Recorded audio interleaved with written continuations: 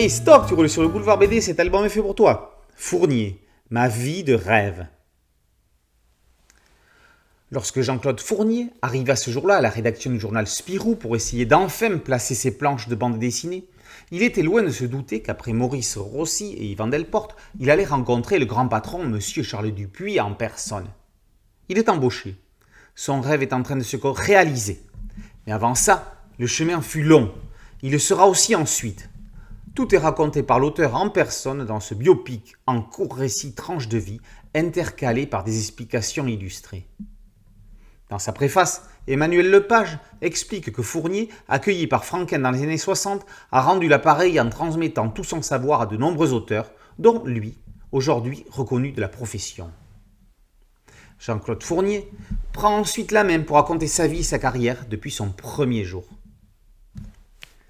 Fils d'un père garagiste, il déteste le sport qu'il juge violent.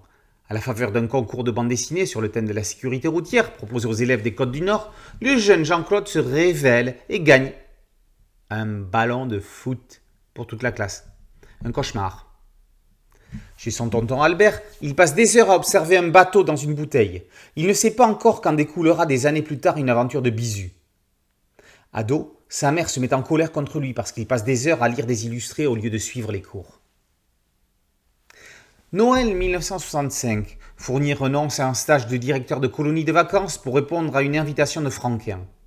Cette décision va définitivement changer sa vie. Il entre dans l'atelier du maître, aux côtés duquel il apprendra les rudiments du métier. Le dessinateur Spirou Fantasio lui présentera Maurice Rossi et la rédaction du journal Spirou, dirigée par un certain Yvan Delporte. Il y croise Raoul Cauvin, qui fait des photocopies et n'a pas encore commencé sa carrière de scénariste renommé. La poésie de Bisu envahit les pages de l'hebdomadaire avant que son papa ne se voie confier la destinée du héros fer de lance de la maison d'édition, Spirou lui-même. Fournier dégaine les anecdotes qui raviront les amoureux de l'âge d'or de la bande dessinée franco-belge. L'Ankou marquera certainement le sommet de sa carrière avant que quelques années plus tard, on ne le lui retire, ou plutôt qu'on l'invite à se retirer des aventures de Spirou. La mésaventure permettra à Bisu de revenir sur le devant de la scène, mais d'abord chez un autre éditeur, puis quelques années plus tard chez Dupuis. Ce ne sera pas un succès commercial. Il rencontre alors Zidrou, avec qui il crée les Cannibales, une série de gags sur une famille de cannibales, série qui ne sera pas elle non plus suffisamment rentable. Fournier se dirige alors vers une bande dessinée plus adulte, d'abord avec Les Chevaux du Vent, avec Christian Lax, puis avec Plus près de toi, accompagné de Chris. L'album se termine par un cahier de Crowbar, Archives et compagnie, dont les premières ébauches de La Maison dans la mousse, l'aventure de Spirou et Fantasio qui laissera en plan à la 5e planche, écœuré par l'aveuglement d'un éditeur incompréhensif.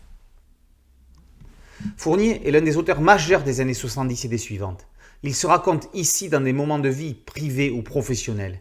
C'est intime et émouvant, et surtout, ça démontre sa contribution majeure à ce qu'est la bande dessinée aujourd'hui. Indispensable. Fournier, ma vie de rêve, par Jean-Claude Fournier, est paru aux éditions Daniel Maguen. Boulevard BD, c'est un podcast audio, une chaîne YouTube et un site dédié. Merci de liker, de partager et de vous abonner. A très bientôt sur Boulevard BD. Ciao.